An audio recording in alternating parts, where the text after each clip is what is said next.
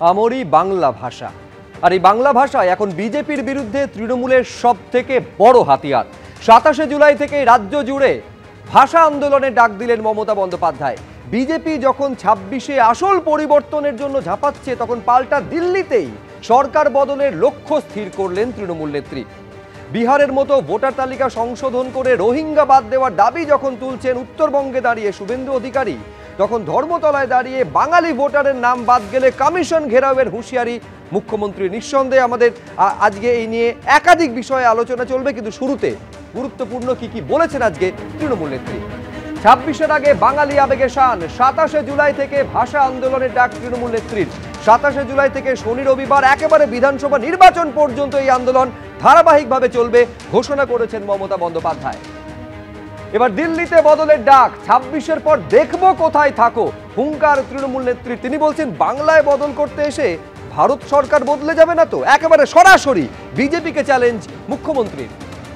বিহারের মতো বাংলায় ভোটার তালিকায় নাম বাদ হলে কমিশন ঘেরাওয়ের হুঁশিয়ারি তৃণমূল নেত্রী। সরাসরি কমিশনের নিরপেক্ষতা নিয়ে আজকে একাধিকবার প্রশ্ন তুলেছেন মমতা বন্দ্যোপাধ্যায়। জয় শ্রীরাম ছেড়ে জয় মা কালী বলছে, এবার জয় বাংলা বলাবো। বিজেপিকে চ্যালেঞ্জ অভিষেক বন্দ্যোপাধ্যায়ের। স্পষ্ট বলছেন 26-এর পর এমন ফলাফল হবে যে বিজেপি বাধ্য হবে জয় বাংলা বলতে। কিন্তু শুরুতে আপনাদের দেখাতে চাইবো যে একেবারে বাংলা আবেগে শান দিচ্ছেন তৃণমূল নেত্রী মমতা বন্দ্যোপাধ্যায়। রাষ্ট্রবাদী মুসলিমের পাশে রোহিঙ্গাদের ঠাঁই নেই। উত্তরকন্যা অভিযানে আক্রমণ বিরোধী দলনেতার। একদিকে যখন বিহার মডেল এই রাজ্যে চালু করার কথা ঘোষণা করছেন, দাবি করছেন শুভেন্দু অধিকারী, স্পষ্ট বলছেন যে রাষ্ট্রবাদী মুসলিমদের পাশে রয়েছে, কিন্তু রোহিঙ্গা মুসলিমদের ভোটার তালিকায় কোনো জায়গা তিনি মানবেন না। কিন্তু যে বিষয় আজকে সবথেকে গুরুত্বপূর্ণ ছিল, ধারাবাহিক আন্দোলনের কথা ঘোষণা করেছেন মমতা বন্দ্যোপাধ্যায় 21শে জুলাইয়ের মঞ্চ থেকে। 21শে জুলাইয়ের মঞ্চ থেকে ভাষা আন্দোলনে ডাক দিলেন তৃণমূল নেত্রী। 27 তারিখ থেকে প্রতি শনি এবং রবিবার দলীয় কর্মী নেতাদের নির্দেশ দিলেন এই ভাষাকে সামনে রেখে ভাষা আন্দোলনে যাওয়ার। কি বলেছেন মমতা বন্দ্যোপাধ্যায় 21শে জুলাইয়ের শহীদ দিবসের মঞ্চ থেকে দাঁড়িয়ে, দেখুন। আপনারা কেন বাংলা ভাষার উপর সন্ত্রাস করবেন? আমরা এর জবাব চাই, জবাব দিতে হবে। দরকার হলে আবার ভাষা আন্দোলন হবে। দেখতে চাই কত সাহস আছে আপনার, কত জেল আছে, কত কাস্টডি আছে, কত ডিটেনশন ক্যাম্প আছে। আগামী 27শে জুলাই নানুর দিবসের দিন থেকে প্রতি শনি রবিবার বাংলা ভাষার উপর যে অপমান, বাংলা ভাষার উপর যে সন্ত্রাস, তার বিরুদ্ধে সব ভাষাভাষী লোকেদের নিয়ে মিছিল মিটিং সব করুন। তাহলে শনিবার রবিবার করে মিছিল হবে তো? মিছিল হবে, ধর্ণা হবে। আর যে পরিবারের লোককে ডিটেনশন করবে তার বাড়ির সামনে বসে যাবেন বিজেপির নেতাদের জবাব দেওয়ার জন্য। 27শে জুলাই থেকে ভাষা আন্দোলন শুরু হবে। আর তারপরে স্টেট ওয়াইজে যে প্রোগ্রামগুলো হবে সেগুলো আমরা পরে আপনাদের অফিসিয়ালি পাঠিয়ে দেবো। গণতন্ত্র যেমন 21শে জুলাই প্রাণ দিয়ে আমরা বাঁচিয়েছি, মা মাটি মানুষকে সম্মান দিয়ে বাঁচিয়েছি, তেমনি মনে রাখবেন বাংলা ভাষার উপর সন্ত্রাস আমরা মেনে নেব না, পায়ে পড়লেও মেনে নেব না। আমাদের শপথ হলো ভাষা রক্ষার শপথ। জীবন দিতে রাজি আছি, ভাষার ওপর সন্ত্রাস মানব না। আমি শুধু অভ্রকে এইটা স্মরণ করিয়ে দিয়ে ওর কাছে আসবো যে 21-এর বিধানসভা নির্বাচনে শুধু এই স্লোগানটা দেওয়া হয়েছিল যে বাংলা নিজের মেয়েকেই চায়, আর এই স্লোগান দিয়ে একেবারে বিজেপির ইসবার 200 পার স্লোগানকে 77-এ নামিয়ে এনেছিল তৃণমূল কংগ্রেস। আমি বলছি এবার তো শুধুমাত্র একটা স্লোগান নয়, আরও ক্ষুরোধার সেই ভাষাকে ধরে আন্দোলনের কথা তৃণমূল কংগ্রেস, তৃণমূল নেত্রী ঘোষণা করেছেন। ধারাবাহিক আন্দোলন, খেয়াল করো অভ্র, এইটা 27 তারিখ থেকে তৃণমূল কংগ্রেস শুরু করতে চলেছে, বিধানসভা নির্বাচন পর্যন্ত চলবে।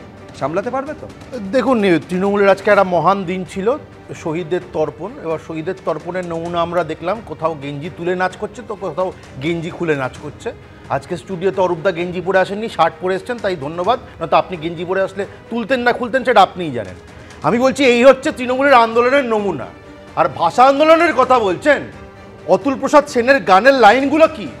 নানা ভাষা, নানা মত, নানা পরিধান, বিবিধের মাঝে দেখো মিলন মহান। আপনাদের চ্যানেলে কিছুক্ষণ আগেই আপনারা দেখেছেন।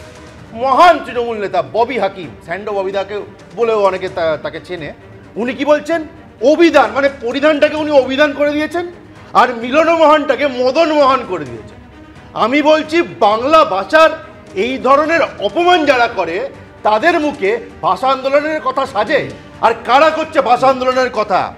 আমি ভুলে যাব স্বর্গীয় রাজেশ সরকার, স্বর্গীয় তাপস বর্মন, আপনারা দয়া করে ছবিটা দেখান। উর্দু ভাষার শিক্ষক জোর করে চাপিয়ে দিয়েছিল।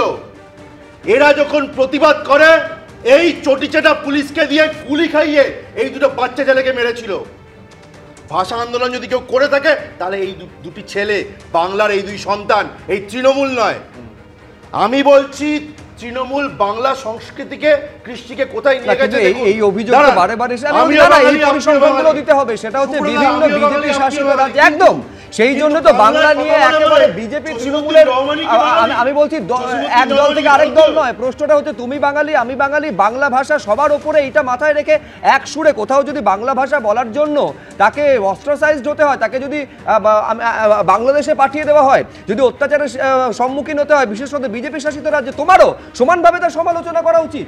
সুব্রতদা, আমি তথ্য তুলে দেখিয়ে দিচ্ছি, কয়েকদিন আগে কেরালাতে 27 জনকে ধরা হয়েছে জাল ভোটার কার্ড শুদ্ধ, তারা বাংলায় কথা বলছিল। লুধিয়ানাতে পাঞ্জাব সরকার, আপ সরকার রয়েছে, এদের জোট সঙ্গী, একাধিক লোকজনকে ধরা হয়েছে কেন? জাল ভোটার কার্ড নিয়ে।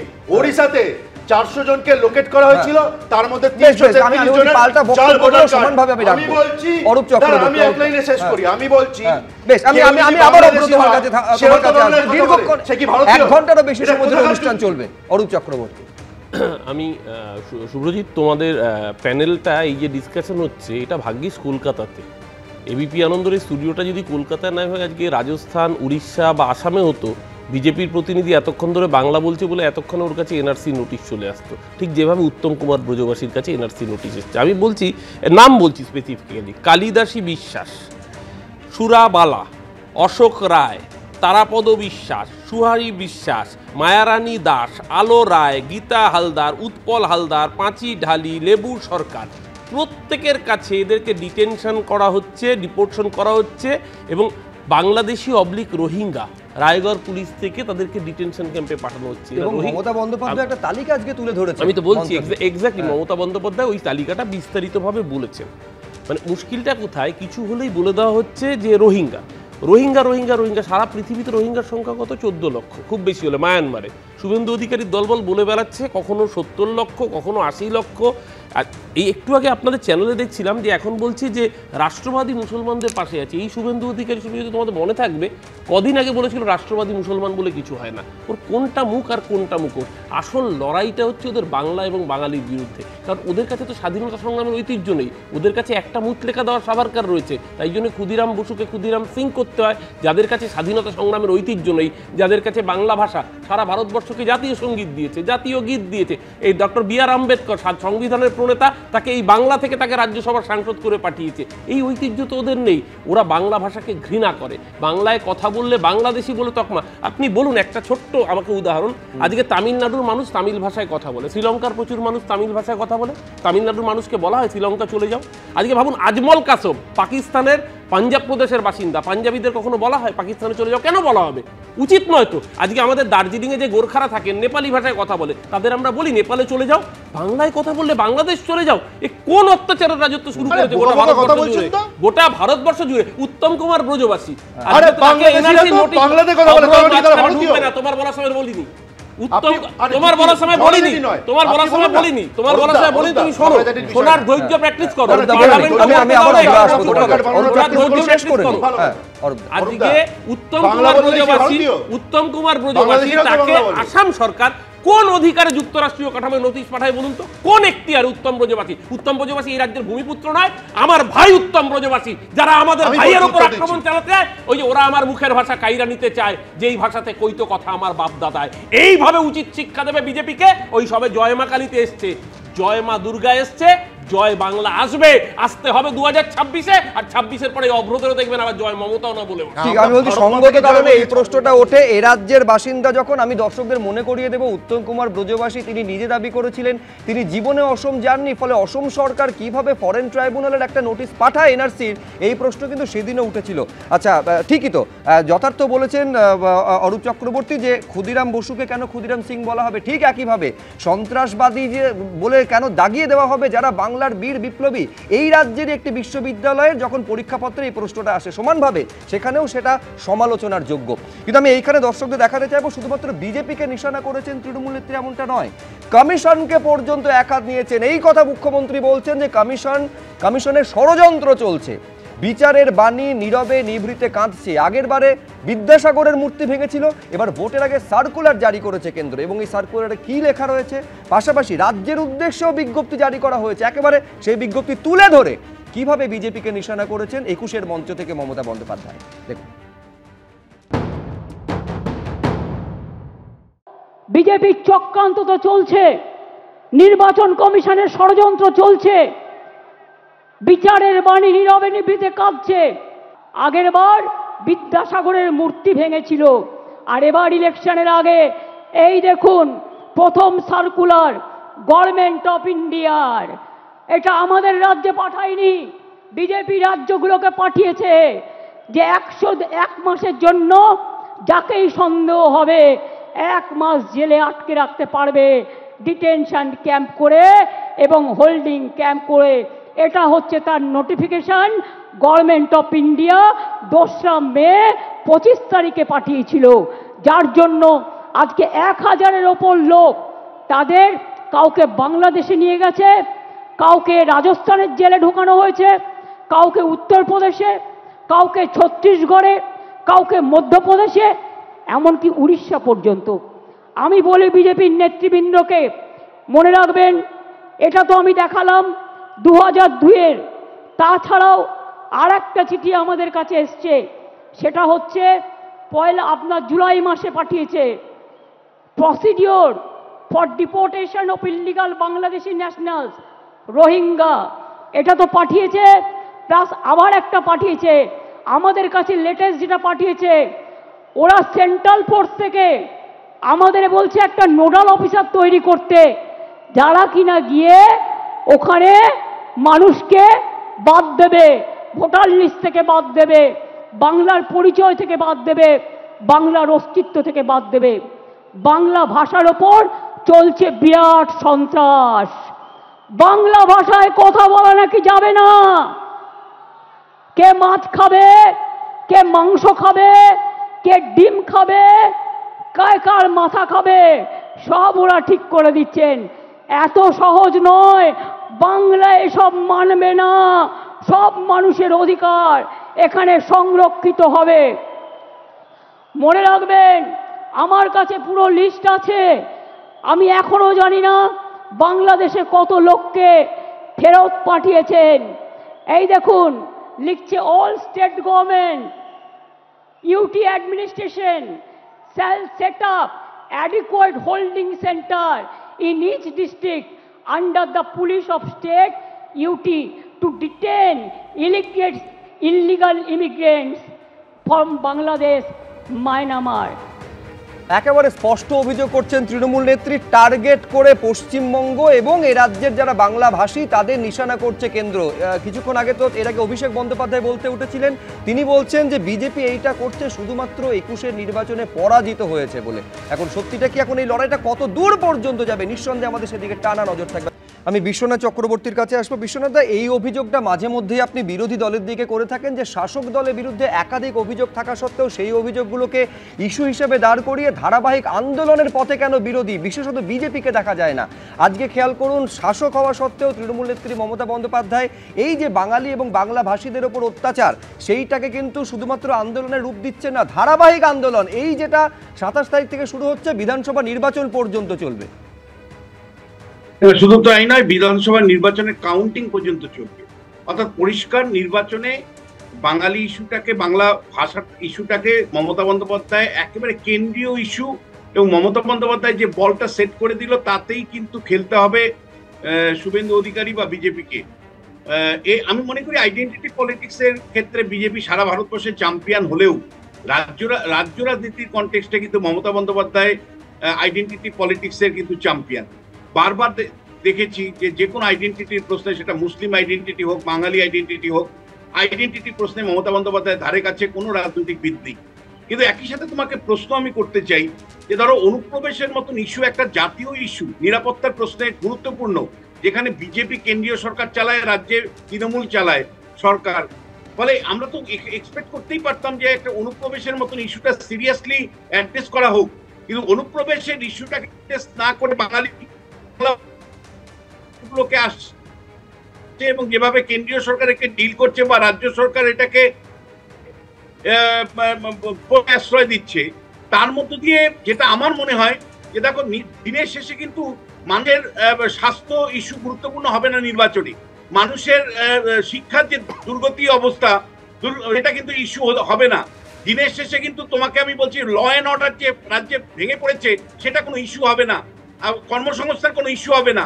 কেন রাজ্যের পরিযায়ী শ্রমিক, লক্ষ লক্ষ পরিযায়ী শ্রমিক বাইরে যাচ্ছে, বাইরে যারা বাঙালি পরিযায়ী শ্রমিক হরিয়ানাতে আজকে আনন্দবাজার খবরে বেরিয়েছে যে যারা আক্রান্ত হচ্ছে বা আক্রান্ত হয়েছে বলে খবর, তারা পর্যন্ত বলছে যে না আর ফিরে আসবো না, পশ্চিমবাংলা ফিরলে তো কাজ পাবো না। ফলে দিনের শেষে কর্মসংস্থান, স্বাস্থ্য, শিক্ষা কোনো কিছুতেই কারো হেলদোল নেই। মানে শেষ পর্যন্ত বাঙালি ভাষা, বাংলা ইস্যুকে সামনে রেখেই ওই সেন্টিমেন্টাল রাজনীতি দিয়ে নির্বাচনী বৈতরণী পার হতে হচ্ছে। তুমি যদি ভাবো যে এই বাঙালির জন্য মানে কত দুর্ভাগ্য আমাদের যে ৮,২০০ প্রাইমারি স্কুল বন্ধ হয়ে গেছে এই তৃণমূলের শাসনকালে। তৃণমূলের শাসনকালে আর কেউ বাংলা স্কুলে পড়ে না, প্রাইমারি স্কুলে পড়ে না, সবাই ইংরেজি মিডিয়াম স্কুলে পড়ে। বাংলা শিক্ষা ব্যবস্থাটা কার্যত উঠে গেছে। যেখান থেকে তুমি বাংলা সংস্কৃতিটা রক্ষা করবে, সেই বাঙালির সংস্কৃতি রক্ষার পীঠস্থান হলো প্রাইমারি স্কুল। সেই প্রাইমারি স্কুলে এখন কোনো তোমার আমার বাড়ির পরিচায়িকারাও পর্যন্ত পড়ে না। সেই শিক্ষা ব্যবস্থা ধ্বংস করার পরেও তৃণমূল কংগ্রেস কিন্তু শুধুমাত্র ভোটের রাজনীতির জন্য বা বিজেপি তাকে কাউন্টার করবার জন্য কেবল বাংলা ভাষা বা বাঙালি রাজনীতি বা অনুপ্রবেশের মতন ইস্যুকে এনেছে, মানুষের জ্বলন্ত ইস্যুগুলোকে বাদ দিয়ে রেখে। আমাদের দুর্ভাগ্য যে একটার পর একটা নির্বাচন কেবলমাত্র আইডেন্টিটি পলিটিক্স এর উপর ভিত্তি করে চলছে, একটার পর একটা নির্বাচন হয়। নিঃসন্দেহে গুরুত্বপূর্ণ প্রশ্ন, তার কারণ যদি এই রকম পরিস্থিতি হয়, শিক্ষা ব্যবস্থা থেকে শুরু করে একাধিক জায়গায় দুর্নীতি, আইন শৃঙ্খলা পরিস্থিতি অবনতির অভিযোগ, আমার কাছে শাসক দলের মুখপাত্রের কাছে আমি আবার নিঃসন্দেহে এই প্রশ্নের উত্তর খুঁজবো। পাশাপাশি এটাও যে এতগুলো অভিযোগ এবং ইস্যু থাকা সত্ত্বেও বিরোধীরা যদি তৃণমূলের সেট করে দেওয়া গোলে খেলতে বাধ্য হয়, তাহলে সেটা কোথাও বিরোধী হিসাবে বিজেপি বা সিপিএম এর ব্যর্থতা নয় কি? এইবার আপনাদের দেখাবো উত্তম কুমার ব্রজবাসী, কোচবিহারের বাসিন্দা, যাকে অসম সরকারের ফরেনার্স ট্রাইব্যুনাল এনআরসি নোটিশ ধরিয়েছিল। আজকে তাকে হাজির করিয়েছিলেন ২১-এর মঞ্চে মমতা বন্দ্যোপাধ্যায়, এবং তিনি বলছেন যে কি অধিকার রয়েছে অসম বিজেপির তাকে এনআরসি নোটিশ ধরানোর। পাশাপাশি বিজেপির বিরুদ্ধে অভিযোগ তুলছেন কত সংখ্যায় রোহিঙ্গা এই রাজ্যে রয়েছে, ভুল তথ্য দিয়ে বিভ্রান্তি ছড়ানোর। কি বলেছেন তৃণমূল নেত্রী, দেখুন। বিজেপির একজন নেতা বলছেন, কি বলছেন, এখানে নাকি ১৭ লক্ষ রোহিঙ্গা আছে। আমি জিজ্ঞেস করছি তাদের নাম নাকি ভোটার লিস্ট থেকে বাদ দিতে হবে। আমি জিজ্ঞেস করছি সারা পৃথিবীতে রোহিঙ্গাদের সংখ্যা কত? স্টাডি করে বলবেন তো। ইউনাইটেড নেশনস লাস্ট জানিয়েছিল 10 লক্ষ সারা পৃথিবীতে, এখন বড় জোর বেড়ে ওটা 13-14 হতে পারে। তো আপনি 17 লক্ষ রোহিঙ্গা পেলেন কোথায়? আর তারা তো মায়ানমারের লোক, সবাই রোহিঙ্গা। বাংলায় কথা বললে, বাংলা ভাষায় কথা বললে আপনারা বেছে বেছে বলছেন চুনকে চুনকে, কে হিন্দু কে মুসলমান। রাজবংশী ভাই উত্তম এসো তো আমার কাছে, উত্তম এসো। কুচবিহার থেকে থাকে, কুচবিহারে 50 বছর ধরে। আসাম থেকে, আসাম গভর্নমেন্ট কত বড় উদ্ধত্ত, তাকে এনআরসির নোটিশ পাঠিয়েছে। বলুন একটা রাজবংশী ভাই তার কি কি অধিকার আছে? কি অধিকার আছে বিজেপি গভর্নমেন্ট? জবাব দাও, জবাব চাই, জবাব দাও। মতুয়া ভাই বোনদের উপর অত্যাচার হচ্ছে, কি জবাব দেবে তার? জিজ্ঞেস করছি আমি, কি জবাব দেবে? এবার একেবারে রোহিঙ্গা নিয়ে যখন আক্রমণ শানাচ্ছেন তৃণমূল নেত্রী, তার জবাব দিতে গিয়ে শুভেন্দু অধিকারী তিনি কি বললেন দেখুন। নিশ্চিত থাকুন, ধর্মীয় উৎপীড়নের কারণে যারা বাংলাদেশ থেকে হিন্দুরা এসেছেন তারা মোদিজির চোখে শরণার্থী, অনুপ্রবেশকারী নয়। এখানে ভারতীয় মুসলিমরা আছেন, আপনাদের কোনো চিন্তা নেই। মাহফুজা খাতুন আলীরা আছে, এরাও রাষ্ট্রবাদী মুসলিম, আমরা আপনাদের সাথে আছি। কিন্তু রোহিঙ্গা মুসলমান, বাংলাদেশি মুসলমান একটাকেও ভোটার তালিকায় থাকতে দেব না, দেব না। দেবনানন্দা, এটা তো বাস্তব সমস্যা, বাংলাদেশি অনুপ্রবেশ এটা বাস্তব সমস্যা। এইবারে যদি একটা ভোটার তালিকা সংশোধন হয়, যারা ধরুন অনুপ্রবেশকারী আমাদের রাজ্যের ভোটার নন, সেখানে যদি বাদ যায় সেখানে অসুবিধে কি আছে? যারা আমাদের রাজ্যের নাগরিক, যাদের ভোটাধিকার রয়েছে, তারাই শুধুমাত্র ভোট দেবেন। দেখো, সুকান্তের সেই কবিতায় বলিনি, কারা যেন আজ দুহাত খুলেছে, ভেঙেছে কেইল, মিছিলে আমরা নিমগ্ন তাই দোলে মিছিল। আজকের মিছিলটা পরিষ্কার বাঙালির স্বার্থের মিছিল, একটি ফুলকে বাঁচাবো বলে যুদ্ধ করি। প্রশ্ন হচ্ছে না, শেষ নিশ্চয়ই আজকে কারা, আমি তো সেদিন সুমনের ইস্যুতে বলেছিলাম কারা বেশি আছে। ওই যে বলছে না, ওই ওই মানে রাজবংশী, ওই সুকান্ত ভট্টাচার্যের কবিতায় শুধু নয়, রাজবংশী আসছে কারা, সেখানেও সেখানে সে রাজবংশীরা করেছে, মতুয়ারা, সংখ্যালঘু শুধু না, সেখানে তারাও কিন্তু সেখানে 1 মাস ডিটেনশন ক্যাম্পে থাকার ব্যবস্থা করেছে। তাহলে আজকে শুধু যে বলছে তারা বাদ যাবে না, বহু যারা আছে যদি থেকে থাকে তারা হিন্দুরা, এটা করতে গিয়ে নিজের পায়, আগে তো বলেছি নিজেরাই কুড়ুল মারবে।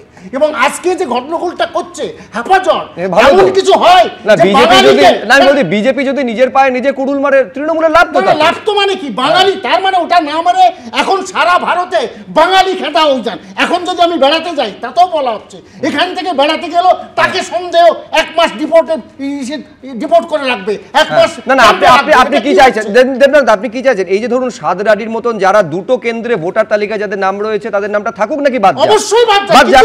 নিউটন দাস যারা বাংলাদেশের কোটা বিরোধী আন্দোলনের মুখ, তার জন্য তো ভোটার তালিকা সংশোধন করতে হবে। তারা কারা, কজন আছে, তারা কারা? আমি জাস্ট একটা আচ্ছা, আনঅফিশিয়াল তৃণমূল বলবে, তারপর আবার কাউন্টার করবে অফিশিয়াল তৃণমূল। দুটো নাম বাদ যাওয়া উচিত। অদ্ভুত। শুভেন্দু অধিকারী যখন বলছে, আমার মনে হচ্ছে charity begins at home. Sukanta মজুমদারের বউ, তার নাম জলপাইগুড়িতেও রয়েছে, নিজের বালুরঘাটেও রয়েছে, বড় বড় কথা বলছে। অনুপ্রবেশ আটকানোর দায়িত্ব কার? অনুপ্রবেশ আটকানোর দায়িত্ব কার? Border security board. পেহেলগামে অনুপ্রবেশ আটকাতে পারেনি কেন? বড় বড় ডায়লগ দিচ্ছে এখানে, আমাদের দেশের 26 জন মানুষকে মরতে হলো কাজের জন্য। কোন অনুপ্রবেশকারী? হয়েছে। তাহলে এবার আপনি উত্তর দিন তো, যে 1 ডজন বারের বেশি চিঠি লেখার পরেও 450 কিলোমিটার বর্ডার এরিয়া দিচ্ছিলেন না কেন? ওখানে কাঁটাতার যাতে লাগানো না যায় তার কি অভিসন্ধি ছিল? যাতে অনুপ্রবেশ ঘটে আর পয়সা নিয়ে যাতে আপনারা জাল ভোটার আই কার্ড বানিয়ে দিতে পারেন, সেই ধান্দা ছিল নাকি?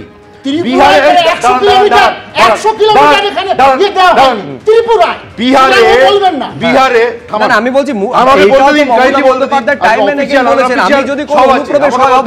এইটা রোখার দায়িত্ব এক এবং একমাত্র আমাকে বলতে দিন।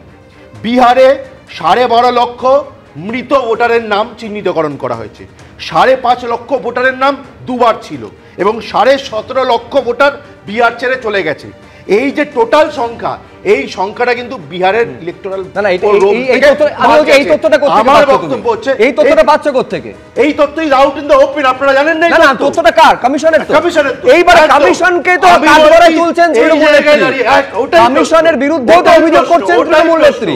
তাহলে আমাদের রাজ্যে যারা মৃত ভোটার আছে, যাদের নাম ধরুন দুবার আছে, বা যদি কারোর ভুল করে নাম উঠে থাকে, বা যদি কারুর নাম এমন ভাবে উঠে থাকে যে এই তথ্যগুলো অভ্র, তুমি তো জানছো কমিশনের দেওয়া তথ্য অনুযায়ী, তাই তো? থেকে যাবে। আপনি কি মনে করেন? আমি তো বলছি একেবারে নিখুঁত এবং খাঁটি একটা ভোটার তালিকা। এইখানে প্রশ্ন হচ্ছে বিরোধীদের, সেটা এই রাজ্যে তৃণমূল কংগ্রেস হতে পারে, কংগ্রেস হতে পারে, বিহারে আরজেডি হতে পারে, বক্তব্য হচ্ছে কমিশনের ভূমিকা নিয়ে। না, আমি এখনো পর্যন্ত কলতান এখনো পর্যন্ত বলতে পারেনি। আমি কলতান দাশগুপ্তর কাছে এইখানে আসবো, এই কারণে কলতানের কাছে আসবো যে কলতানের ধরনের দল তারাও কিন্তু এই যে বাঙালিদের উপর অত্যাচার হচ্ছে, বাংলাভাষী দেখলে কার্যত বাঙালি খেদাও একটা কার্যত প্রকল্প কোট আনকোট বিজেপি শাসিত রাজ্যে নেওয়া হয়েছে, তার প্রতিবাদেও তারা পথে নেমেছিল। কিন্তু তোমাদের এই আন্দোলনে কতটা আদৌ সদিচ্ছা রয়েছে কলতান, এই প্রশ্ন আজকে মমতা বন্দ্যোপাধ্যায়ের বক্তব্য থেকে উঠে এসেছে, যেখানে তিনি বলছেন তোমরা তো যাবতীয় টাকা পয়সা সোশ্যাল নেটওয়ার্কে খরচ করে বসে আছো, তোমরা নাকি বলছো শহীদ দিবসে যারা যায় তারা নাকি চোর ডাকাত। পাশাপাশি তোমাদের এই প্রশ্নের মুখে মমতা বন্দ্যোপাধ্যায় ফেলেছেন 34 বছরে নরকঙ্কাল উদ্ধার থেকে শুরু করে কোথায় কোথায় কি রকম অপরাধ ঘটেছে, যার জন্য 34 বছর পর বাংলার মানুষ তোমাদের সরিয়ে দিয়েছে, সেই ইতিহাসটাও মমতা বন্দ্যোপাধ্যায় আজকে স্মরণ করিয়ে দিয়েছেন। তোমাদের মহাশূন্যে পাঠাতে হবে সিপিএমকে বলছেন। বাংলা ভাষায় যারা কথা বলেন সেই মানুষের ওপর অত্যাচার নিয়ে পশ্চিমবাংলায় প্রথম মিছিল বামপন্থীরা করেছিল যাদবপুরে, আবার 23 তারিখ মিছিল আছে, লাগাতার চলবে। কারণ গোটা দেশ জুড়ে বাংলা ভাষা যারা কথা বলেন, বাংলার মানুষ, তাদের ওপর যে অত্যাচার বিভিন্ন রাজ্যের সরকার, বিশেষত বিজেপি রাজ্যের সরকার করছে, এটা সাধারণ মানুষের সাথে করা যায় না। আসামের মুখ্যমন্ত্রী বলছেন যে বাংলা ভাষায় কথা বললে আমার ধরে নিতে সুবিধা হবে যে ও আসলে বাংলাদেশি কিনা। এই ধরনের কথা কোন রাজ্যের মুখ্যমন্ত্রী বলতে পারেন কিনা এটা সন্দেহ আছে। দ্বিতীয় কথা, আরে এটা ভিডিও আছে, দেখে নিন।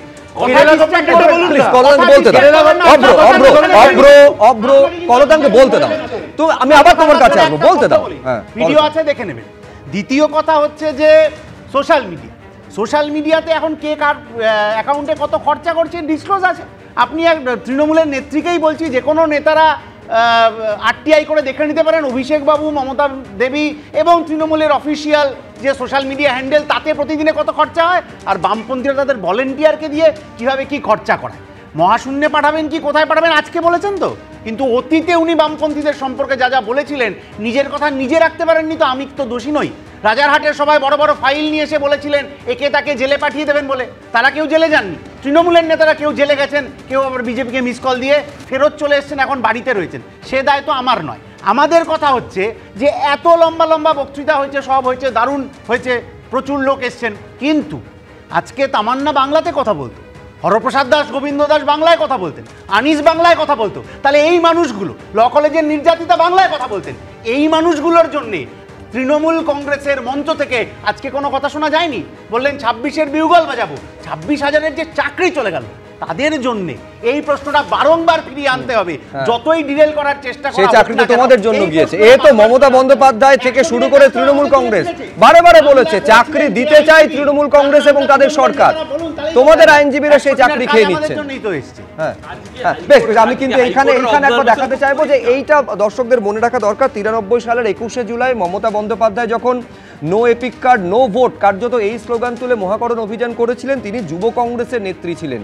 আজকে কংগ্রেসের তরফেও এই শহীদ সমাবেশ বা 21শে জুলাই উদযাপন করা হয়েছে, শহীদ স্মরণ করা হয়েছে, যার নেতৃত্বে ছিলেন পলাশী থেকে অধীর রঞ্জন চৌধুরী। আমি দেখাতে চাইবো অধীর রঞ্জন চৌধুরী পলাশীর সেখানে যে শহীদ স্মরণ হলো সেখান থেকে কি বললেন আজকের দিনে, দেখুন। বিজেপি চাই দিদি, মোদি চাই দিদিকে, দিদি চাই মোদিকে। এই সহজ সরল সত্য কথাটা বোঝার চেষ্টা করবেন বাংলার মানুষ। ভোট আসবে, এনআরসির গল্প আসবে, ভোট আসবে, পরিযায়ী শ্রমিকের নাম করে হিন্দু মুসলমানের বিভাজন হবে। তিনি ভারতবর্ষের পার্লামেন্টে বাংলাদেশি অনুপ্রবেশকারীদের ভোট দেওয়ার অধিকার কেড়ে নিতে হবে বলে আন্দোলন করেছিলেন, মনে রাখবেন। এই দিদি, এই মমতা ব্যানার্জি পার্লামেন্টের মধ্যে আন্দোলন করেছে বাংলাদেশের অনুপ্রবেশকারীদের বিরুদ্ধে। তাই সেদিন যখন 2003 সালে অটল বিহারী বাজপেয়ী সরকার এনআরসিকে অন্তর্ভুক্ত করে নাগরিক আইনে, তখন বাংলার মুখ্যমন্ত্রী চুপ করেছিলেন। সেদিন যিনি রেলমন্ত্রী ছিলেন, সেদিন পার্লামেন্টে কে বিরোধিতা করেছিল জানেন? সেদিন পার্লামেন্টে বিরোধিতা করেছিল রাজ্যসভায়। আজকে তিনি নেই, ভারতবর্ষের প্রাক্তন প্রধানমন্ত্রী ডক্টর মনমোহন সিং, মনে রাখবে। আমি রবীন্দ্রনাথ ভট্টাচার্যের কাছে আসবো। সরাসরি এই অভিযোগ অধীর রঞ্জন চৌধুরী তুলছেন যে মমতা বন্দ্যোপাধ্যায় এই অনুপ্রবেশ নিয়ে সব থেকে বেশি সরব হয়েছিলেন, আজকে ভোটার তালিকা থেকে নাম বাদ গেলে একেবারে কমিশন ঘেরাওয়ের ডাক দিচ্ছেন, সেখানেও কিন্তু সব থেকে বেশি সরব যিনি হচ্ছেন তার নাম মমতা বন্দ্যোপাধ্যায়। স্পষ্টত রোল রিভার্সালের অভিযোগ অধীর চৌধুরী করছেন। এটা বস্তুতপক্ষে এখানে মমতা বন্দ্যোপাধ্যায়ের নেতৃত্ব, মানে তিনি যেভাবে আজকে ইতিহাসের স্মৃতি উস্কে দিয়ে আবেগ সংজাতভাবে পরিচিতির রাজনীতি করে ইলেকশন ভাষ্যকে, নির্বাচনের ভাষ্যকে তৈরি করে দিলেন, সেটা মানে বিজেপির পক্ষে কোনোভাবেই কাউন্টার করা এই মুহূর্তে দাঁড়িয়ে মনে হচ্ছে সম্ভব নয়। যদি আমি একটা কথা প্রথমেই বলে নিই, যদি কেউ হারাকিরি করে তাহলে কে কি করতে পারে। যেভাবে উনি দুটো জায়গা তুলে ধরেছেন, এক বাঙালির জাত্যাভিমানকে তুলে ধরেছেন, আর যে মানুষগুলোকে অত্যাচার করা হচ্ছে, মানে ভাষা সন্ত্রাস যাদের উপর করা হচ্ছে, তারা হচ্ছে মানে তারা দারিদ্র্যের অপরাধকরণ করা হচ্ছে, অর্থাৎ সেই মানুষগুলো হচ্ছে অতি দরিদ্র লোক, তাদের হতে পারে তাদের পশ্চিমবঙ্গে কাজ নেই, তারা তার জন্য বাইরে একটা ভারতীয় নাগরিক অন্য কোনো জায়গায়, উনি বলেছেন আমার দেশেও তো আমার রাজ্যেও তো অনেকে আসে, তা আমি কি গুজরাটিরা আসে এরা আসে, আমি কি তাদের বিরুদ্ধে কিছু করি? তো যে কোনো মানুষেরই তো অধিকার আছে। সুতরাং দরিদ্র মানুষ বিরোধী এবং বাঙালি বিরোধী এই দুটো বিষয়কে তুলে ধরবার চেষ্টা করেছেন মুখ্যমন্ত্রী, এবং সেইখানে তিনি যেটা দেখবার চেষ্টা করেছেন যে ভাষা সন্ত্রাস যেভাবে উনি দেখিয়েছেন, যে উত্তম ব্রজবাসীকে দিয়ে, এগুলো তো প্রত্যেকটা মানুষের বুকে গেঁথে যাচ্ছে। ধরুন এটা সত্যি কথা যে অনুপ্রবেশের ঘটনা ঘটেছে, অনুপ্রবেশের ঘটনার বিরুদ্ধে উনি বলেছিলেন আজকে উনি সরব হচ্ছেন না, তার নিশ্চিতভাবে কারণ কিছু সংখ্যালঘু ভিত্তি তার হয়ে গেছে এবং তিনি হচ্ছেন না, তিনি শুধু বলে যাচ্ছেন এটা কেন্দ্রের দায়িত্ব। একটা আমি এখানে সংযোজন করতে চাইবো রবীন্দ্রনাথ বাবু, সেটা হচ্ছে দেখুন বিতান অধিকারী পেহেলগাঁওতে যে পরিবারের যার মৃত্যু হলো, এই প্রশ্নটা বিজেপির তরফে বারে বারে তোলা হয়েছে যে কেন মুখ্যমন্ত্রী বিতান অধিকারী বাড়িতে যাচ্ছেন না। আজকে খেয়াল করুন তার পরিবারকে কিন্তু মঞ্চে নিয়ে এসে আপনি কোথাও কি এটা মাস্টার স্ট্রোক বলবেন? ব্যাপারটা হচ্ছে এইগুলো তো না, এটাতে এই কারণেই আমরা সবসময় মনে করি পশ্চিমবঙ্গের রাজনীতিতে এই মুহূর্তে মমতা বন্দ্যোপাধ্যায়ের অল্টারনেটিভ কোনো বিকল্প কোনো মুখ নেই। কারণ তিনি যে মুহূর্তে যেটা করতে হয়, এটা সত্যি কথা মিসগভর্নেন্স তো সাংঘাতিক। পশ্চিমবঙ্গে মিসগভর্নেন্স নেই এ কথা মানে বাচ্চা ছেলেও বলবে না। যেভাবে অপশাসন চলছে নানা ক্ষেত্রে, চুরি দুর্নীতি, কিন্তু এক যে মাস্টার স্ট্রোক উনি দিয়েছেন তাতে সবাই ভেসে গেছে। এবং বস্তুতপক্ষে আমারও বুকে লাগে যেভাবে উনি আবেগ দিয়ে আইনের পরিচিতি রাজনীতি এবং বিজেপিকে যেভাবে উনি দেখিয়ে দিলেন যে তারা হচ্ছে সম্পূর্ণভাবে দরিদ্র বিরোধী এবং তার সঙ্গে সঙ্গে বাঙালি বিরোধী। কালকেও আমরা দেখেছি আসামের ডেপুটি স্পিকার বলছেন হাফ হিন্দু। এই কথাগুলো বলার মানেটা কি? একজন মুখ্যমন্ত্রীকে বলছে হাফ হিন্দু, উনি বলতে চেয়েছিলেন বোধহয় হাফ হার্টেড হিন্দু, কিন্তু বললেন হাফ হিন্দু। এই কথাগুলো বললে কি খুব ভালো শোনায়? আমরা তখন মনে হয় আমার দেশে রাজ্যের মুখ্যমন্ত্রীকে অপমান করছে, আমি তার সঙ্গে যাব কেন? সমস্ত বাঙালিকে এই কাজে এইভাবে যে জোশের সঙ্গে, যে তেজের সঙ্গে এত মানুষকে নিয়ে তিনি যেভাবে আজকে বললেন, এবং তাতে এবং বারবার করে আপনারা দেখবেন মা, আম্মা, মাদার এই কথাগুলো নিয়ে আসলেন, তাতে যেন মনে হলো তিনি নিজেকে মাদার হিসেবে তুলে ধরলেন, মা হিসেবে তুলে ধরলেন যে এদের রক্ষা করবার দায়িত্ব আমার, এবং এদের গায়ে যদি হাত দাও তাহলে এই আইডেন্টিটির পলিটিক্স আমি শুধু বাংলার মধ্যে রাখবো না। আমি রবীন্দ্রনাথ ভট্টাচার্য বলছেন মাদার হিসেবে, মা হিসেবে তুলে ধরলেন। মা থেকে এবারে মা কালী, মা দুর্গাতে আমি আসবো। জয় শ্রীরাম ছেড়ে এখন জয় মা কালী, জয় মা দুর্গা বলতে হচ্ছে। এইটা বলতে হচ্ছে, এইটা তৃণমূল কংগ্রেসের একদিকে সাফল্য, এইটা বুঝিয়ে দিয়েছেন ঠারে ঠোরে অভিষেক বন্দ্যোপাধ্যায়।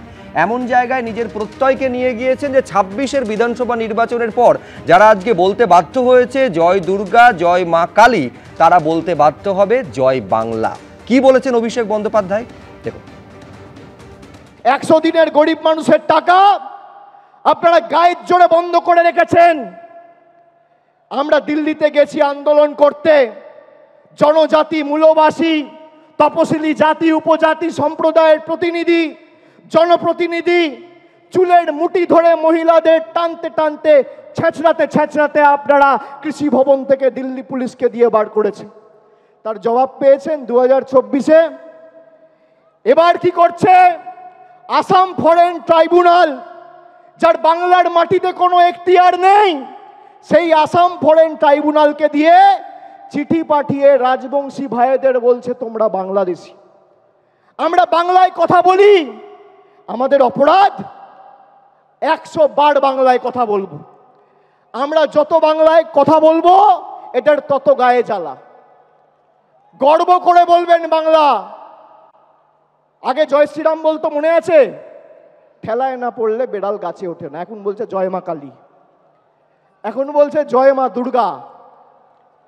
আর আজকে আমার নাম দিয়ে লিখে রাখুন 21শে জুলাই 2025, আমি বলছি 26-এর পর জয় বাংলা বলাবো, না বলাতে পারলে আমাদের ক্ষমতা নেই। আরে এটাই তো তৃণমূল কংগ্রেসের জয়, এটাই তো বাংলার জয়। যে বাংলার মানুষকে ভাতে মারতে চেয়েছিলে, আজকে সেই বাংলার মানুষের পায়ে মাথা ঠুকে জয় মা কালী জয় মা দুর্গা বলতে হচ্ছে। এটাই বাংলার 12 কোটি কৃষক, শ্রমিক, যুবক যুবতীদের জয়। জয় শ্রীরাম থেকে জয় মা কালী জয় মা দুর্গাতে একেবারে শিফট করে যাওয়া, এটা তৃণমূল কংগ্রেসের জয় বলছেন অভিষেক বন্দ্যোপাধ্যায়। একটা ছোট্ট বিরতিতে যাব, বিরতির পর এসে আপনাদের দেখাবো নরেন্দ্র মোদী দেশের প্রধানমন্ত্রী, তিনি যখন দুর্গাপুরে সভা করতে এসেছিলেন জনসভায়, তার মুখে জয় শ্রীরাম স্লোগান শোনা যায়নি, তার মুখে শোনা গেছিল জয় মা কালী। বড়রা আমার প্রণাম নেবেন, ছোটরা ভালোবাসা। জয় মা কালী, জয় মা দুর্গা। অরূপ চক্রবর্তী। ना देखुन अमित शाह क्रोनोलॉजी शिखिয়েছিল, आप क्रोनोलॉजी समझिए, पहले वो आएगा फिर ये आएगा, तो আমরা একটা নতুন ক্রোনোলজি দেখছি। জয় শ্রীরাম থেকে জয় মা দুর্গা জয় মা কালী। মাথায় রাখতে হবে এই দুর্গা দেবী দুর্গাকে বিজেপির নেতারা অপমান করে বলেছিল যে ভগবান রামের 14 পুরুষের নাম ঠিকানা ঠিকুজি গোষ্ঠী জানি, দুর্গার 14 পুরুষের নাম জানি। এই বিজেপি নেতারা, আমি তো জানতে চাইছি, জয় মা কালী বলছেন, কালী পুজো শ্যামাসঙ্গীত ছাড়া হয় না। অধিকাংশ শ্যামাসঙ্গীতের রচয়িতার নাম নজরুল ইসলাম। আজকে নজরুল ইসলাম বেঁচে থাকলে হয়তো তাকেও রোহিঙ্গা মুসলমান বানিয়ে দিতেন। ন্যারেটিভটা এই জায়গায় নিয়ে গেছিল। আসলে বাঙালি তো মা দুর্গার উপাসনা করে, বাঙালি তো মা কালীকে বন্দনা করে। আগামী দিন আমি তো বলছি, অভিষেক বন্দ্যোপাধ্যায় যেটা বলেছেন 100% সঠিক কথা বলেছেন। বিধানসভা নির্বাচনের আগে জয় বাংলায় আসবে এবং বিধানসভা নির্বাচনের পরে বিজেপির নেতারা দেখবেন জয় মমতাও বলতে পারে। বেশ অভ্র। হ্যাঁ দেখুন, সত্যিই তো তৃণমূল খুব হিন্দু দেবদেবীদের প্রচণ্ড সম্মান করে, এটা তো আমরা দেখেছি। এনাদের একজন মহান এমপি রয়েছেন, উনি মা কালীকে কী বলেছিলেন? মদ ও মাংস ভক্ষণকারী একজন দেবী। নামটা নিশ্চয়ই মনে আছে অরূপদার, নতুন মনে না থাকলে আমি বলেও দিতে পারি।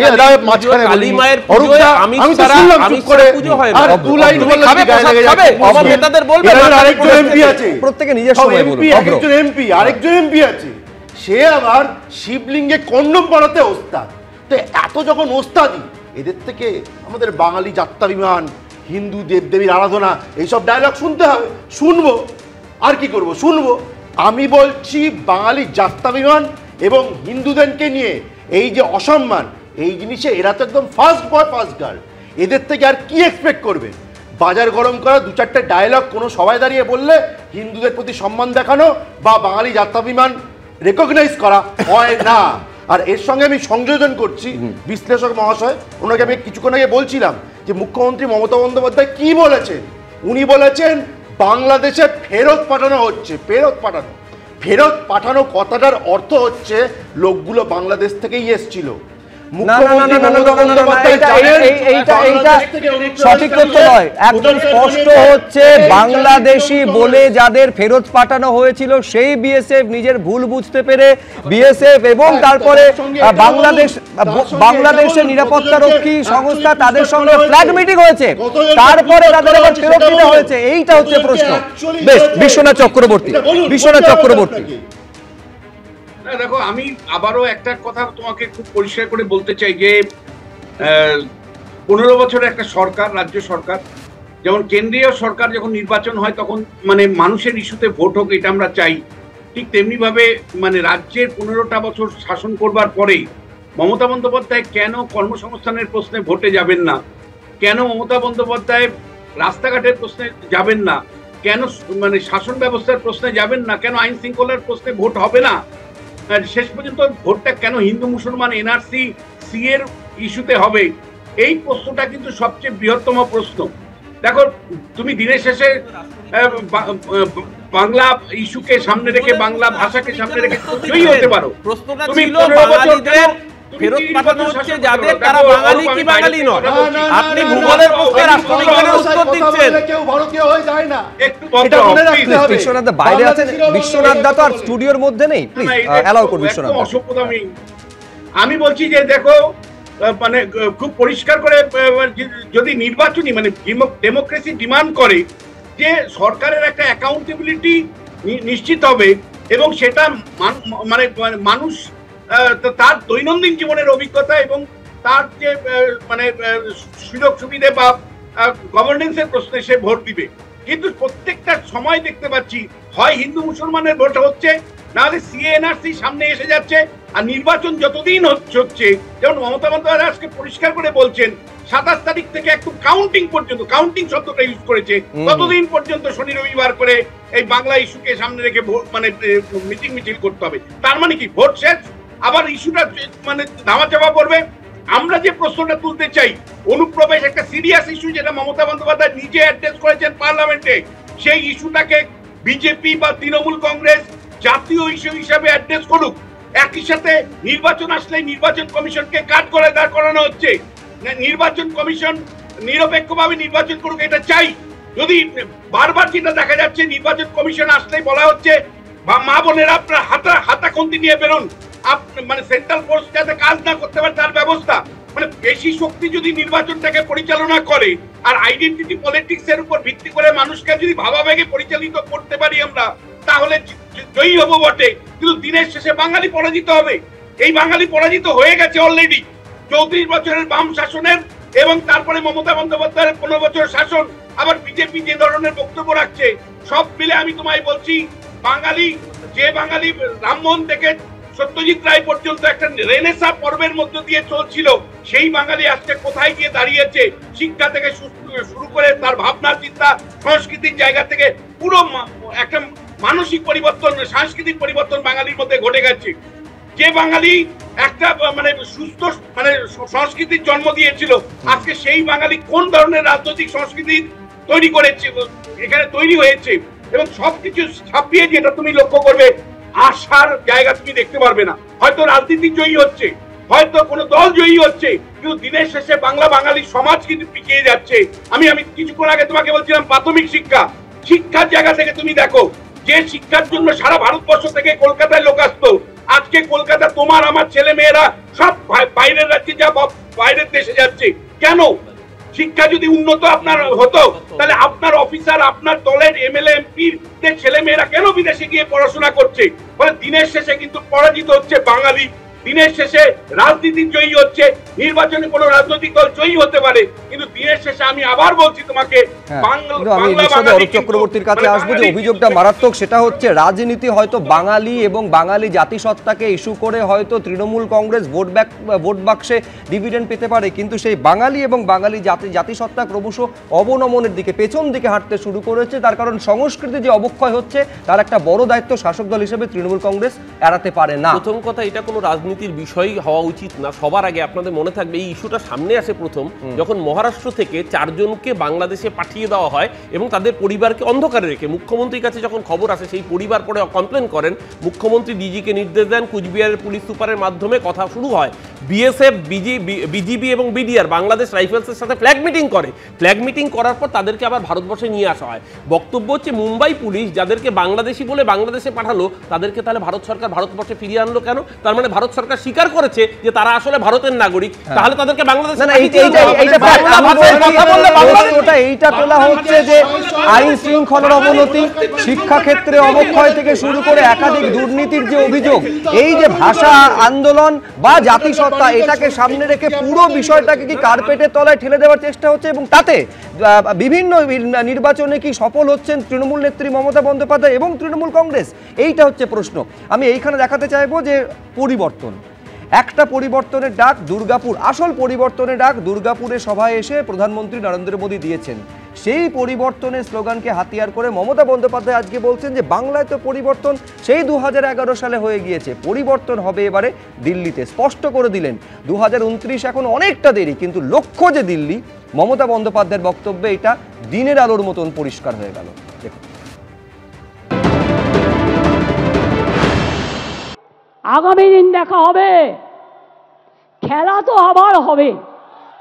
এই খেলা একদিকে বাংলা ভাষার সম্মান রক্ষা করার খেলা, অন্যদিকে সব ভাষাকে ভালোবাসা রক্ষার খেলা, অন্যদিকে সর্বধর্ম সমন্বয়ের খেলা। সবাইকে নিয়ে খেলাটা খেলতে হবে। আর এবারে খেলায় কিন্তু বোল্ড আউট করতে হবে, একেবারে ছক্কা মারতে হবে। কি খেলোয়াড়রা রাজি তো? এবারে ছক্কা মারতে হবে, আর বিজেপিকে একেবারে বোল্ড আউট করতে হবে, আর সিপিএমকে মহাশূন্যে পাঠাতে হবে। মনে রাখবেন, এ লড়াই বাঁচার লড়াই, এ লড়াই জিততে হবে। আর 2026-এর পর আমিও দেখব তোমরা কোথায় থাকো। বাংলাকে বদলাতে গিয়ে ভারত সরকারের বদল হবে না তো। বাংলায় তো পরিবর্তন হয়ে গেছে, নতুন করে হওয়ার নেই। দিল্লিতে পরিবর্তন করার আছে, আগামী দিন দিল্লিকে পরিবর্তন করতে হবে। তা বাংলা হচ্ছে জন্মভূমি, বাংলা হচ্ছে তার ভিত্তিপ্রস্তর। আজকে ফাউন্ডেশন স্টোন ইনাগুরেশন করলাম দিল্লিকে উৎখাত করবার।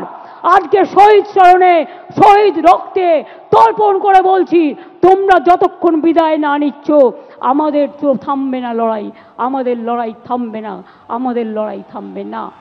দেখুন, দিল্লিতে বদলের ডাক তৃণমূল নেত্রী মমতা বন্দ্যোপাধ্যায় দিচ্ছেন এবং স্পষ্ট এইটা একেবারে ইন্ডিয়া ব্লককে সঙ্গে নিয়ে এই পরিবর্তনের ডাক দিয়েছেন। ফলে স্বাভাবিকভাবে আমাকে ইন্ডিয়া ব্লকের অন্যতম শরিক সিপিআইএম এর প্রতিনিধি কলতান দাশগুপ্তর কাছে আসতে হবে। দিল্লিতে বদলের ডাক দিচ্ছেন তৃণমূল নেত্রী। তৃণমূল নেত্রী দিল্লিতে বদলের ডাক সম্ভবত আমার ধারণা অতীতেও নিয়ে এটা করেছেন। বাজপেয়ী ভালো, আডবাণী খারাপ, মোদি ভালো, যোগী খারাপ, ইত্যাদি ইত্যাদি এই ধরনের কথার জাগলারির মাধ্যমেই করার চেষ্টা করেছেন। গোটা দলটা তো ঝিমিয়ে গেছিল, এত নারী নির্যাতনের ঘটনা পরপর সামনে আসছে, দলীয় অন্তর্দ্বন্দ্বে কত মানুষ খুন হয়ে যাচ্ছেন তৃণমূলে, তাদের জন্য আজকে তর্পণ হয়েছে কিনা আমি জানি না। ফলে এই যে ঝিমিয়ে পড়া দলটার ভোকাল টনিকের জন্য কিছু কথা হয়েছে। এর আগে তো নিজে সভা করেছিলেন, নিজেই হোর্ডিং টাঙিয়েছিলেন যে ওনাকে নাকি গোটা বাংলার মানুষ প্রধানমন্ত্রী দেখতে চেয়েছিল, সেগুলো সফল হয়নি। ফলে এখন স্ট্র্যাটেজি বদলাতে চেয়েছে। স্ট্র্যাটেজি বদলটা কি? যে এই নিয়োগ সফল হয়নি, কিন্তু আমি বলছি সংসদে নিজেদের সদস্য সংখ্যা তৃণমূল কংগ্রেস বাড়িয়েছে। খুব ভালো, সেই সদস্যরা আবার এনআরসির যখন ভোটাভুটি হচ্ছে তখন কেউ ভোট দিতে যাচ্ছেন না। অথচ 2005-এ যে মমতা বন্দ্যোপাধ্যায় এনআরসি চাইলেন, বললেন সিপিআইএম সব লোক ঢুকিয়ে দিচ্ছে, এখন উনি বলছেন যে না আমি এনআরসি হতে দেবো না। ফলে যখন যে কথাটা মানে বলছেন, পরবর্তীকালে সেই কথার মান্যতা নিজেরা দিতে পারছেন কিনা, সেটা সিপিআইএম এর নেতাদের জেলে ঢুকিয়ে দেওয়ার কথা হোক, এনআরসির কথা হোক, বছর বছর 2 লাখ চাকরির কথা, আমি বলছি কলতান, এটা মানুষ তো বিশ্বাস করে যে সেই কথার মান্যতা মমতা বন্দ্যোপাধ্যায় দিতে পারছেন, নইলে পরের পর বিধানসভা নির্বাচন, লোকসভা নির্বাচনে তৃণমূল কংগ্রেসের আসন সংখ্যা থেকে শুরু করে শতাংশ, আমি পঞ্চায়েত নির্বাচনটা বাদই দিলাম। পঞ্চায়েত নির্বাচনটা বাদ দিতে হবে আপনাকে, কারণ পঞ্চায়েত নির্বাচনে এত ব্যালট বাইরে ভেঙে পড়েছে, তৃণমূল নেতাদেরকে ওই গরু পাচার, কয়লা পাচারের টাকার মতো এত ব্যালট খেয়ে নিতে হয়েছে, আর যা সন্ত্রাস হয়েছে। ফলে পঞ্চায়েত নির্বাচনটা বাদ দিতে হবে, কারণ তাতে একটু তৃণমূলের সুবিধা হয়। যদি এত মানুষের সমর্থন ছিল, তাহলে পঞ্চায়েত নির্বাচনে অত সন্ত্রাস করতে হলো কেন? কলকাতা শহরে, খোদ কলকাতা শহরে কর্পোরেশন নির্বাচনে 97% ভোট পাচ্ছেন একজন তৃণমূলের কাউন্সিলর। দল কি ব্যবস্থা নিয়েছে তার জন্য? বরং এইটাই হতে থাকবে, কারণ এই কলকাতা শহরে এই যে ছাত্র সংসদ নির্বাচন নিয়ে কিছুদিন আগে এত কথা হচ্ছিল, সেই তৃণমূলের গোষ্ঠীদ্বন্দ্বে গুলি চললো, পুলিশ অফিসার মারা গেলেন, সেই পুলিশ মন্ত্রী আজকে বক্তৃতা করছে। তাহলে এই যে নৈরাজ্য, এগুলোও এমন হিসেবের মধ্যে আছে। আবার মমতা বন্দ্যোপাধ্যায় তৃণমূল নেত্রী গতকাল যে কথা বলছেন, আজকে সেই কথার মান্যতা থাকছে না। সেটা এনআরসির ক্ষেত্রেও আমরা দেখেছি, সেটা অন্যান্য ক্ষেত্রে আমরা দেখেছি, দুর্নীতির প্রশ্নেও আমরা দেখেছি। না, 2016 সালে সূর্যকান্ত মিশ্র টুইট করে বলেছিল ডাবল সেঞ্চুরি ছক্কা মেরেছি, তারপরে নিজেরা অক্কা পেয়ে গিয়ে শূন্য হয়ে গেছে, তখন ভোটটা ভালো থাকে। না, তার জন্য 2021 এর ভোটে, তার জন্য 2024 এর ভোটে প্রতিটা ভোট তো সেন্ট্রাল বাহিনী দিয়ে হয়েছে, তারপরে শুরু হয়, তার জন্য তো আজীবনের ঘটনা করতে কেউ বলেনি। তার জন্য তো মনোজিৎ, বেশ, আমি শূন্যটাকেও সমান গুরুত্ব দেব এবং 200+ সেটাকেও সমান গুরুত্ব দেব। অভ্রর কাছে আসার আগে আমি দর্শকদের দেখাতে চাইবো যে পরিবর্তন নিয়ে কথা হচ্ছিল। তৃণমূল নেত্রী মমতা বন্দ্যোপাধ্যায় দিল্লিতে পরিবর্তনের ডাক দিচ্ছেন, তার আগে প্রধানমন্ত্রী এই রাজ্যে এসে দুর্গাপুরের সভা থেকে, নেহরু স্টেডিয়ামের সভা থেকে একেবারে আসল পরিবর্তনের ডাক দিয়ে গেছেন। কি বলেছিলেন সেদিন নরেন্দ্র মোদী, দেখুন। टीएमसी की सरकार जाएगी तभी असली परिवर्तन आएगा।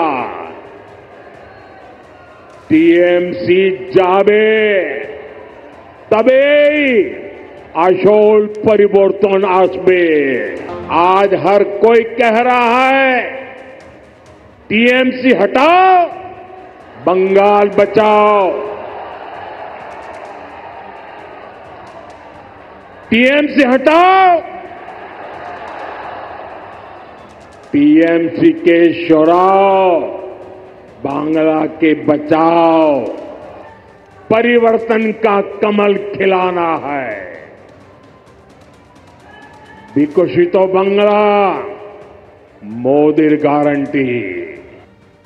আমি বলছি রবীন্দ্রনাথবাবু, কৌশলটা কি? যখন 2026 আর মাস দশেকের মধ্যে ভোট হতে চলেছে, সেখানে অত্যন্ত কি সুকৌশলে মমতা বন্দ্যোপাধ্যায় 2029-এর দিকে টার্গেটটা বেঁধে রাখলেন, যাতে বিরোধীদের আরও একটু বেশি বিভ্রান্ত করে দেওয়া যায়? কৌশলটা ঠিক কি? কেন 2026টাকে বলার আগে দিল্লিতে পরিবর্তনের ডাকটা মমতা বন্দ্যোপাধ্যায় দিচ্ছেন? দেখুন, দুজনেই আপনি খেয়াল করে দেখবেন এদের দুজনের রাজনীতিতে কিন্তু বেসিক ইস্যুস নেই। যেটার কথা বিশ্বনাথ বললেন ঠিকই, যে শিল্প, শিক্ষা, স্বাস্থ্য, এই জিনিসগুলো তো রিয়েল ইস্যু, এগুলো কেন তুলে ধরা হবে না? কিন্তু গোটা বিষয়টা সারা ভারতে এখন আইডেন্টিটি পলিটিক্স যখনই আসবে তখনই কিন্তু রিয়েল ইস্যুস পিছনে সরতে শুরু করে। মহারাষ্ট্রে কি হচ্ছে আপনি তাকিয়ে দেখুন, এখানে ভিন্ন ভিন্ন রাজ্যে, এর আগে উত্তরপ্রদেশে দলিত পলিটিক্স, সেখানেও আইডেন্টিটি পলিটিক্স হচ্ছে। সুতরাং আইডেন্টিটি পলিটিক্স সারা ভারতে কেন্দ্র স্তরে বিকশিত ভারতের কথা উনি বলছেন বটে, কিন্তু বিকশিত ভারতকে তিনি নিয়ে আসছেন হিন্দুত্ব তত্ত্বের ভিত্তিতে। এবং মহারাষ্ট্রের কথা বলছেন, এই মারাঠি অস্মিতাকে ইস্যু করে উদ্ধব ঠাকরে, রাজ ঠাকরে এক মঞ্চে এসে গেছেন এবং তারা এই যে বাঙালির ব্যাপার, এখানেও তো ওই একই জিনিস, আইডেন্টিটি পলিটিক্স নিয়ে মানে বাঙালিদের প্রতি একটা বৈষম্য বা বাঙালিদের প্রতি একটা রাগ, এইটা তারা দেখাচ্ছে না। তার মানে আমার দিনের শেষে এই প্রশ্নটা আসে, পেটে ভাত এবং শিক্ষার থেকে বেশি বড় তাহলে কি হচ্ছে জাতীয় অস্মিতা, জাতিসত্তা? একদমই। সারা ভারতে এই মুহূর্তে আইডেন্টিটি পলিটিক্স সাংঘাতিকভাবে গোটা দেশে ছড়িয়ে পড়েছে। এবং তার পাশাপাশি যে মিসগভর্নেন্সের বিষয়টা হচ্ছিল পশ্চিমবঙ্গে, সেখানে বিজেপি সরকার কি করেছে বলুন তো? বিজেপি সরকার একটার পর একটা জায়গায় এতগুলো সিবিআই এর কেস হয়েছে, কোন জায়গায় সিবিআই কেস কিছু করেছে? সিবিআই চালায় নাকি? কেন্দ্র সরকার, ওটা হোম মিনিস্টার আন্ডারে আছে, হোম মিনিস্টার আন্ডারে অটোনোমাসলি চলে। আমি বলছি পাল্টা কাউন্টার কিন্তু এখনই অরূপ চক্রবর্তী দিতে পারে, এসএসসি অটোনোমাস বডি। হ্যাঁ, অটোনোমাস বডি। এই সিবিআই, ইডি তাদেরকে বলতে দেবে না, তাদেরকে করতে দেবে না। সুতরাং এই জায়গাতে এসে দাঁড়িয়ে যদি কেন্দ্র সরকার না করে, তারা যদি আইডেন্টিটি পলিটিক্স করে, তাহলে এবং তার বদলা তিনি পুরো ফায়দা নিয়েছেন। এরা হারাকিরি করেছে, উনি সেটাকে পুরো গোল ছক্কা, আজকেই তো উনি ছক্কা দিয়ে দিয়েছেন। সুতরাং আমাদের যে এতদিন ধরে মিসগভর্নেন্সের কথা বারবার করে এই এবিপি আনন্দ স্টুডিওতে নানাভাবে ল কলেজ, অভয়া, এই সমস্ত, তার সঙ্গে চাকরি দুর্নীতি, এত কিছু হলো, সব কিছু পিছনে চলে গেল। তারা একটাতেও সিবিআই কিচ্ছু করলো না, ইডি কিচ্ছু করলো না। এবং তারপরে ওরা হিন্দুত্বের রাজনীতি শুরু করলেন। মমতা বন্দ্যোপাধ্যায় বাঙালি রাজনীতি করেছেন, ভালো এগিয়ে যাচ্ছে, এগিয়ে বাংলা। অভ্রসেন, না, আমি বিশ্লেষকের বক্তব্য শুনে আমি হতচকিত, জানেন তো। আমার কাছে সহজ একটা প্রশ্ন, যে বাংলায় কথা বলে মানেই কি সে ভারতীয়? বাংলায় কিন্তু বাংলাদেশিরাও কথা বলে, এবং স্বাভাবিকভাবেই রোহিঙ্গার একটা মেজরিটি পপুলেশন কক্সেস বাজারে এসে অনেক দিন থেকেছে বাংলাদেশে। তারাও কিন্তু বাংলা ভাষা রপ্ত করেছে, তারাও বাংলায় কথা বলে। তাহলে বাংলায় কথা বললেই কি একজনকে ভারতীয় বলে দেবো আমি? একজন বিশ্বমানের বিশ্লেষক যদি এই সিম্পল জিনিসটা মানুষকে বোঝাতে না পারে বা গুলিয়ে দেয়, তাহলে এর থেকে খারাপ আর কিছু হতে পারে না। আমি বলছি, ভারতে বাঙালি থাকবে না, ভারতে শুধু মুখ্যমন্ত্রী মমতা বন্দ্যোপাধ্যায় যে মানুষকে ভুল বোঝানোর চেষ্টা করছে, সেটা কোথাও প্রমাণিত করছে একাধিক বিশ্লেষক, যারা মনে করেন বাংলা ভাষায় কথা বলছে মানে বাংলা ভাষায় কথা বলছে। কেউ শুনতে পাবেন না, কেউ শুনতে পাবেন না। আমি দ্রুত বিশ্বনাথ চক্রবর্তী, হ্যাঁ প্লিজ, আমি অরূপ দামে আসবো। সম্ভবত বিশ্বনাথ চক্রবর্তীর সঙ্গে, হ্যাঁ না যোগাযোগ, আমি ভেবেছিলাম যোগাযোগ বিচ্ছিন্ন হয়ে গেছে। হ্যাঁ দ্রুত বিশ্বনাথ দা। অব্রর বক্তব্য শুনছিলাম, আমার অব্রর কাছে প্রশ্ন, সেটা হলো যে তোমরা এটা স্টুডিওতে বোঝাতে পারছো না, সেটা তুমি জনগণের কাছে বোঝাতে পারবে তো? আমার দুঃখ শিক্ষিত বিশ্লেষকদের এটা বোঝানো যাচ্ছে না। তুমি মানুষকে বোঝাতে পারবে তো? তোমার মানে রাজনীতিতে সংগঠন ইম্পর্টেন্ট, তোমার নেতারা বিভিন্ন জায়গায় বিভিন্ন রকম অবস্থান নিচ্ছে, তুমি মানুষকে বোঝাতে পারবে তো? তোমাদের মাত্র 65% মানুষকে অ্যাড্রেস করার মতন জায়গায় আছো, যেখানে তৃণমূল কংগ্রেস 100% মানুষকে নিয়ে রাজনীতি করে, সেখানে তুমি 65% মানুষকে নিয়ে রাজনীতি করো। সেইখানে একদম না, প্রত্যেক জায়গায় বুঝতে পারবে তো তোমার বক্তব্য নিয়ে। এবার আমি উত্তর দিই স্যার, আমি উত্তরটা দিচ্ছি স্যার। দুঃখের বিষয়টা হচ্ছে আপনারা এক একজন পলিটিক্যাল সায়েন্সের অধ্যাপক, আপনারা নিজেরা সিম্পল যুক্তিটা বুঝছেন না যে অন্য রাষ্ট্রে থাকে, অন্য রাষ্ট্রের তারা পুরোই পরিষ্কার সিটিজেন, তারাও বাংলা ভাষায় কথা বলে। এখানে যদি অনুপ্রবেশ করে ঢুকে পড়ে এবং বাংলা ভাষায় যদি কথা বলে তাহলে সে ভারতীয় হয়ে যায় না। আপনাদের উপরও দায়িত্ব বর্তায়, কারণ আপনারাও কিন্তু মানুষকে ভুল বোঝাচ্ছে। না না, আমি বলছি বিশ্বনাথ চক্রবর্তী দৌড়ে দৌড়ে গিয়ে ভোট চাওয়ার সময় বোঝানোর দায়টা বিশ্বনাথ চক্রবর্তীর নেই, দায়টা রয়েছে অভ্র সেন এবং বিজেপির, যারা 26-এর বিধানসভা নির্বাচনে ভোট চাইতে যাবেন। আমি বলছি তোমরা তোমাদের ইস্যু, মানুষের ইস্যু যদি মানুষের মন অবধি না পৌঁছতে পারো, তার দায় অন্য কেউ কেন নেবে? মানুষকে একটা নতুন ভোরের স্বপ্ন তোমরা দেখাচ্ছ, কিন্তু সেই স্বপ্ন বাস্তবায়নের পথে কতটা পদক্ষেপ তোমরা নিচ্ছ? দ্রুত দেবনারায়ণ সরকার না, একটু কথাটা বলি। আমার প্রশ্ন হচ্ছে যে সার্কুলারটা, সেই সার্কুলারটা পড়ুন না। হ্যাঁ পড়ুন না, সার্কুলারটা কি সার্কুলারে লেখা আছে আমার কথাটা বলতে দাও। আরে বলতে দাও, সার্কুলারটা পরিযায়ী শ্রমিক না, যারা বাঙালি বেড়াতে যাবে তাদেরকে 1 মাস ডিটেনশন করবে।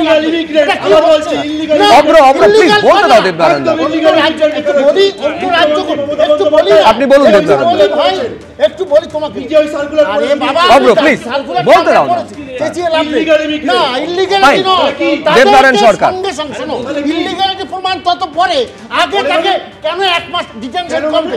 ইল্লিগ্যালিটি আগে নয়, মনে হয় মানে বাংলায় কথা বলছে বাংলাদেশি, তাই তাকে ধরা যাবে না। তোমার সার্কুলারটা আগে পড়ো। আজকে বাঙালি হিসেবে কথা বলছে রোহিঙ্গাদের ধরা যাবে না, তোমাদের রোহিঙ্গারা বাংলায় কথা বলছে ধরা যাবে না। এটা আপনার বাঙালি জাতীয়বাদ, চেঁচিও না, এটা বাঙালি জাতীয়বাদ, বাঙালি জাতীয়বাদ বলে যে রোহিঙ্গা দিয়েছে বাংলা ভাষায়। দর্শকেরা কারোর কথা শুনতে পাবেন না, দর্শকেরা কারোর কথা শুনতে পাবেন না। আমি এইখানে কিছুক্ষণ ডেসিবেলটা নিচু হয়ে যাক, কমে যাক, ততক্ষণ পর্যন্ত মমতা বন্দ্যোপাধ্যায়ের আরেকটা বক্তব্য আমি দর্শকদের শুনিয়ে রাখি, সেটা হচ্ছে নিরপেক্ষতা। নিরপেক্ষতার সঙ্গে পুলিশ কাজ করে, আর তাদেরই জুতো পেটা করার হুঁশিয়ারি দেওয়া হচ্ছে। পুলিশের মা বোনেদের গালাগালি দিচ্ছে, লজ্জা করে না? আজকে এই প্রশ্ন তুলেছেন মমতা বন্দ্যোপাধ্যায় বিজেপিকে আক্রমণ করতে গিয়ে। কি বলেছেন দেখান। সেন্ট্রাল ফোর্স মানে বিজেপি নয়, স্টেট ফোর্স মানে তৃণমূল নয়। পুলিশ কাজ করে, প্রশাসন কাজ করে ইম্পার্শিয়ালি, এটা ওদের সবচেয়ে বড় পরিচয়। পুলিশকে পর্যন্ত আপনারা জুতো দিয়ে আঘাত করেন, তার পরিবারকে গালাগালি দেন, তার মা বোনদের গালাগালি দেন, সকলকে গালাগালি দেন। লজ্জা করে না আপনাদের? একেবারে স্পষ্ট। কিছুক্ষণ আগে যেমন অভ্র দাবি করছিল কলতান যে সিবিআই মানেই কিন্তু সেটা কেন্দ্র দ্বারা পরিচালিত নয়, মমতা বন্দ্যোপাধ্যায় বলছেন স্টেট পুলিশ মানেই সেটা তৃণমূল কংগ্রেস বা রাজ্য সরকার দ্বারা পরিচালিত নয়। সিম্পল। দুটো কথা বলতে চাই, সেটা হচ্ছে যে এই যে আজকে উনি পুলিশকে নিরপেক্ষতার কাজ গালাগালির কথা বলেছেন, এটা আসলে বিরোধী দলকে বলেছেন না নিজের দলের নেতাদেরকেই বলেছেন, এটা নিয়ে আমার মনের মধ্যে যথেষ্ট সন্দেহ আছে। কারণ আজকে সরকারি ব্যবস্থাপনায় যেভাবে পুলিশ প্রশাসনকে সাথে নিয়ে এই সমাবেশ হয়েছে, সেই কোনো ঘটনা বিরোধী রাজনৈতিক দলের কোনো প্রোগ্রাম হলে পুলিশ সেই সহযোগিতা করে না। আমি 100 উদাহরণ দেখিয়ে দিতে পারি, সেটা প্রশ্ন নয়। পুলিশ কলকাতা শহরে খুন হয়ে গেছে, পুলিশের দার্জিলিং পাহাড়ে খুন হয়ে গেছে, পুলিশের সাথে যে ভাষায় কথা বলা হয়েছে, তারপর পুলিশ মন্ত্রী এটা আসলে কাদের বলেছেন সন্দেহ আছে। আমার দ্বিতীয় প্রশ্নটা ছিল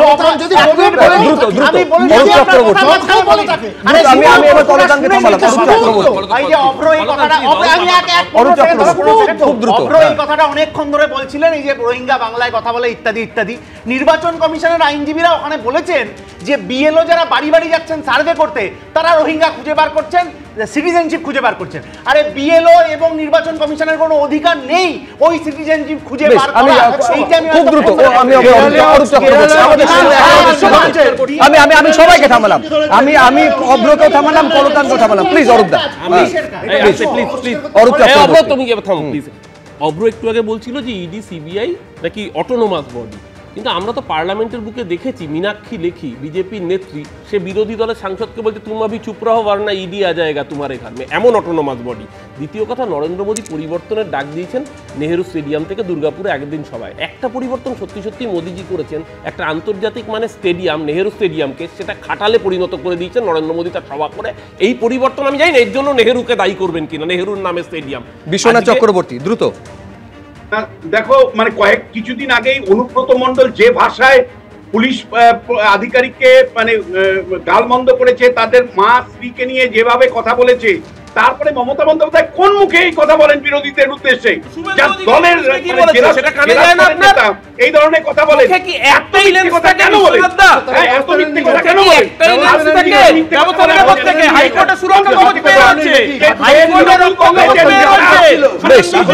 বিষয়টা হচ্ছে যে 21শে জুলাই তৃণমূল কংগ্রেসের তরফে যে শহীদ দিবস উদযাপিত হলো, মমতা বন্দ্যোপাধ্যায় মূল বক্তা ছিলেন।